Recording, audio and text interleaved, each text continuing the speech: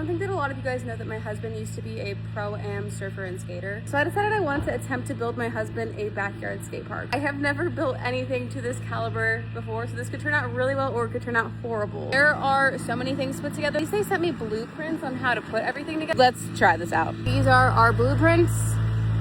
Let's bring them to life. Building this ramp is really broken down into 3 key steps. You have your framing, your plywood, and then your skate light. So obviously, first off, we had to frame off everything perfectly. Change my shirt, put up my hair because it's hot as heck out here. Looks better. I tried to be really meticulous as I possibly could with this step because one small error can mess up the whole entire thing. I also forgot to mention that technically we are building 2 half pipes and then we're putting them together to make one massive half pipe. So that means we had to frame out 8 slopes, 4 bottom pieces, and 4 extension pieces. Day 1, we completed all the framework. We are now on day 2. This is where we left off. We framed off all of these yesterday and hopefully build the rest of it today. Spoiler alert, we did not finish the whole entire thing today. Day 2 of building this half pipe still genuinely haunts me. It took so long because we had to lay out all of our framework pieces onto the gravel and then level them out individually. I overlooked how difficult this step was going to be and we had to redo a lot of things. It is day 3 of this project. We put all of the frames together and then we started putting the plywood on. We followed the rest of the pattern and we completed drilling in all of the plywood. We were determined to get this done today. I feel like I'm in a Bear Grylls documentary,